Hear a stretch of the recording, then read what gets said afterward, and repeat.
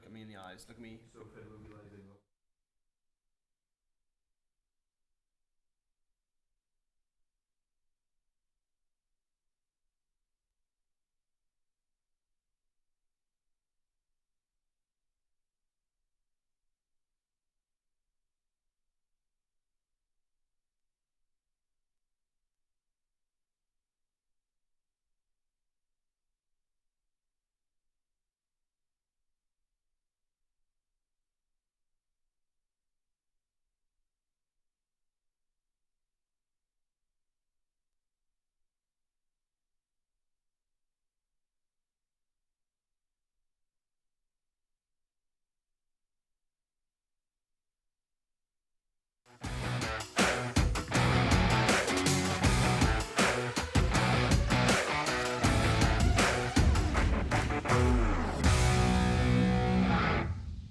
Hello and welcome to a Game of Two Halves. In today's episode, we'll be looking at the ongoing work being done in the community for local sport.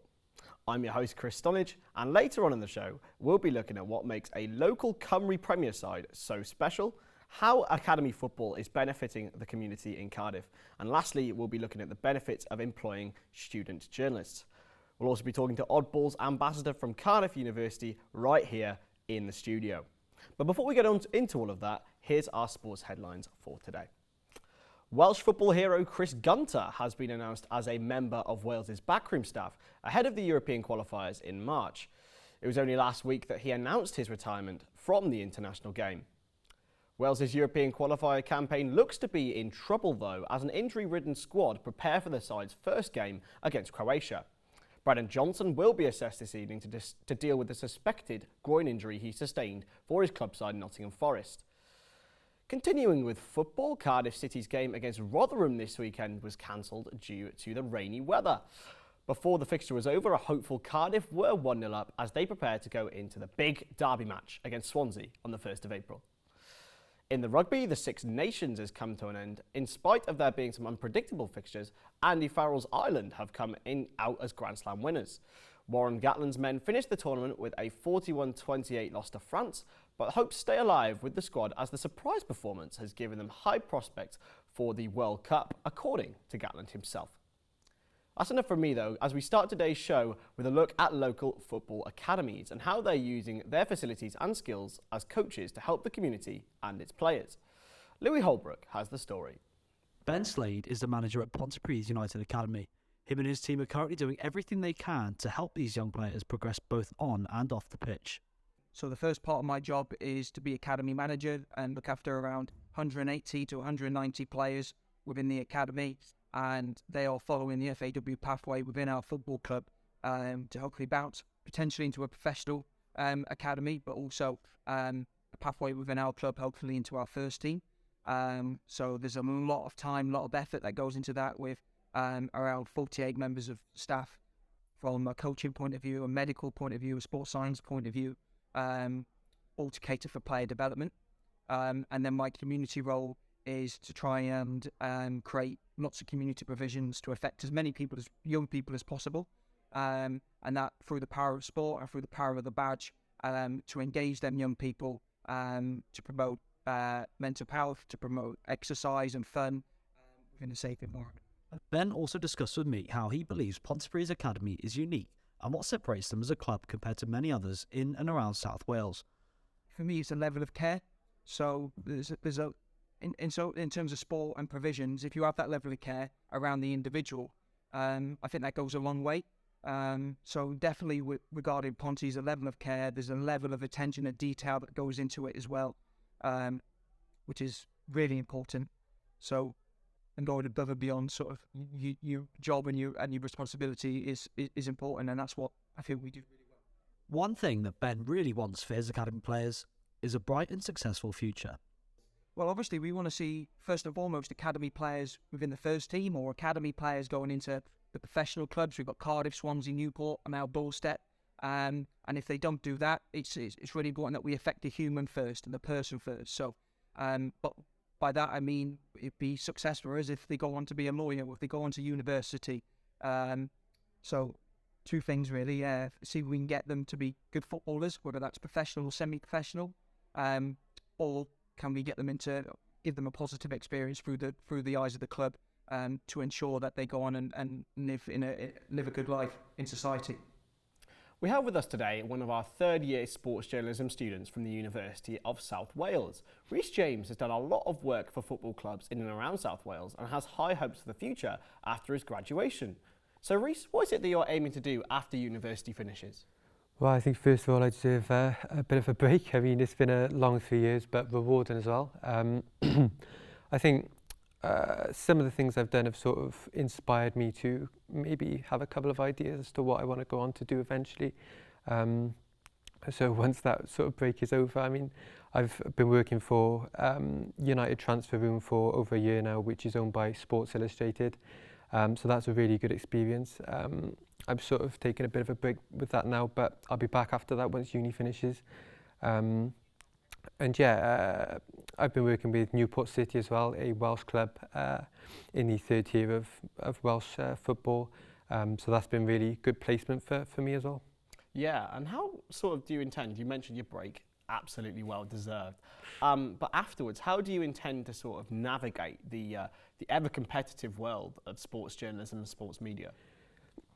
Yeah, well, it's a world that is competitive. I mean, there's so many different roles that you can do, but there's so many different people filling them as well. I think you can be a traditional sports journalist. I could go into, videography or, commentary, anything like that. And it's just about finding the thing that's right for me. So I think for me, it's writing, finding stories, videography, stuff like that. I think personally that's going to be the thing that I want to go into and do eventually for the rest of my sort of career in this sort of industry. Yeah, thank you so much, Rhys. So now we move on to Cymru Premier side Pontypridd United, who have made a massive step in working towards creating a club for inclusivity and positivity through their work in and around the community. But they also have some plans for the future. Pontypridd United were promoted to the JD Cymru Premier at the start of the season, and they've been doing all that they can to improve the community both off and on the pitch. I've been with the club 15 years, so I've seen a lot of progress from 1992 when it started and to where we are today. And the position that we're in today is very, a lot of clubs are in envy that we've managed to do it. And that's only because we've got so many good people in the club. It's a very ambitious club, so I think, the goals we set every year. This year our goal was just to stay up, so provided we hit the goals this year, I'm sure we'll set new ones next year, and hopefully kick on to there. At the whole involvement, I think, from the outside community with the club. I think still a lot of people don't know what's going on in Ponty United. If you realise what it offers to families, to the girls, to the boys, to the teenagers, and coming to watch our first teams play, the women's team and the men's team. We need more support. It'd be great to have all people. I also asked those involved with Pontypridd United what it was that made the club so special. Community. Ponty family. Absolutely tremendous. And I think that's from grassroots up to Louisa, who works at the girls team, right the way through to, our Tier 1 team. Everybody involved in it. I mean, it's just one tremendous community. And I feel proud to be part of it. What really cool to me was the community, I would say, in the club. I think, from the players to the owners to the fans, everybody was just so... It was like family, I think. And I think it's just, a really strong community and family. Club president Max James even had this to say about the surrounding area of sports within Pontypridd. I'd love to see all clubs, all sport in the Pontypridd area doing well. Now we go once again to Louis Holbrook, who gives us a behind-the-scenes insight into the inner workings of student sports journalism and how it can and has helped the local community. More and more students are being called upon every year to help out big companies or clubs, and sports journalism is no exception. Student volunteers can help out clubs and companies to share the workload whilst gaining some experience outside of university. Sian Cousins, a development officer from Street Football Wales, has had help from the students here at USW. Here's what she had to say. We've benefited massively from you guys coming in and supporting us, whether that be throughout sessions, so helping us support growing our social media and kind of making a more professional outlook on socials, as well as, coming out to events and also our national competitions as well. Having that captured from a student that's kind of learning, so obviously they're benefiting by getting real life experience of, working with a charity and organisation. Also, we're benefiting massively because, we're definitely growing and we're looking to create more of a professional output. So getting that, opinions and the fresh ideas from students involved in what we do, we've benefited massively. So I spoke to Sian as well about how students can be employed by bigger and high-profile clubs and companies, and how such clubs can yield the benefits of employing student journalists. The modules are so in-depth and they're learning a lot. And, for them to grow as students, the real-life application of that is so important to them. Also, for the companies, you've got to put your trust in young people. They're learning, they're going to try their hardest, and also bring such fresh new ideas and different ways of looking at things. And, that will help them just as much as the student on the job.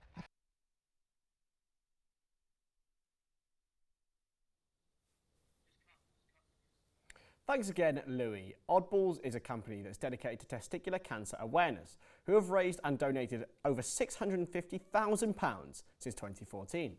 And I'm joined by Finn Ryan Morgan, who is an ambassador for the company based at Cardiff University. So Finn, tell me, what is it you and other ambassadors like you actually do? So day to day, the main aspect of the role is, like you say, raising awareness. So one of the pivotal things that we do is go into schools and do a lot of talks with school kids from ages 11 plus. So we talk to secondary schools and sixth forms, both genders as well, because one thing that I like to say is we all have men in our life to some extent, be that a father, brother, potentially sons in the future. So it's really important that we get that message across, and talks in businesses as well, talks in schools, and doing some fundraising is all part of the role. Absolutely. So Oddballs, of course, they've raised a lot of money already, but I want to talk more about you and how you actually got involved with this. What drove you to become this ambassador?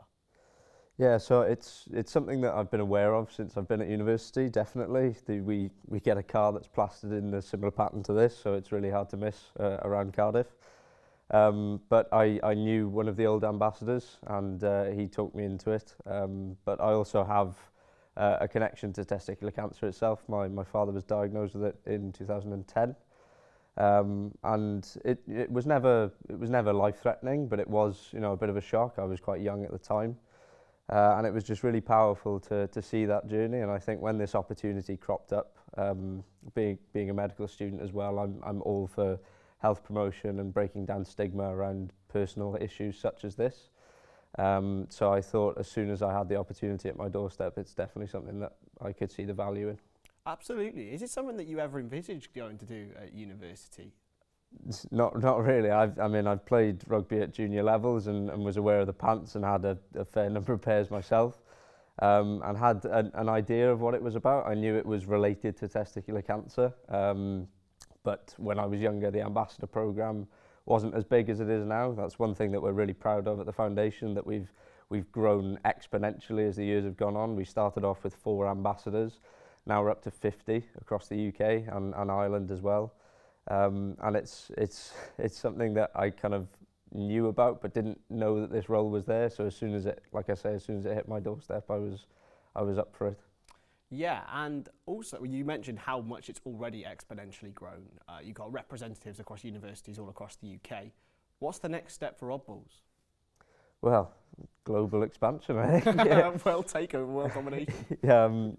Yeah, so we're finding that our numbers of people that we're reaching are getting bigger and bigger, and where ultimately there's still barriers in the journey of someone maybe checking themselves and finding something that we're still not hitting what we want to hit. So a lot of the things with men, and we find this with men's mental health as well, is that talking is a really hard thing for some men to do, a lot of men to do, and it's completely normal and completely understandable. So one thing that we always push in our talks is telling people the appropriate way and appropriate time and getting them comfortable to check themselves. But checking themselves is one thing, and this is always a kind of like I like to call it, a bit of a speed bump in the journey. You can check yourself, you can find something, that's one step, but then you need to go and do something about it, and that's often where a lot of people fall at the hurdle and finding that I don't feel comfortable going and talking to someone about such a personal issue, or God forbid, if I have to have a physical exam, then I'm not comfortable with that. And I think that's really where our target's going, is making sure that, it's still through the work that we're doing and fundraising, getting the message out there, but just getting everyone comfortable. Absolutely. Well, thank you so much for that. It's a really insightful talk. So now we go on to what we'll have in the next episode. We will speak to an ex-basketball professional, a mental health advocate, and spend a match day at Newport County with one of our third years. We'll also be joined in the studio by a former cheerleader and coach for the Swansea Sirens. Once again, Finn, it has been great chatting to you, and the work that you do for Rob Balls to raise awareness is just fantastic. That's all we have time for today. A massive thank you once again, and we will see you in the next show. See you later. Bye-bye.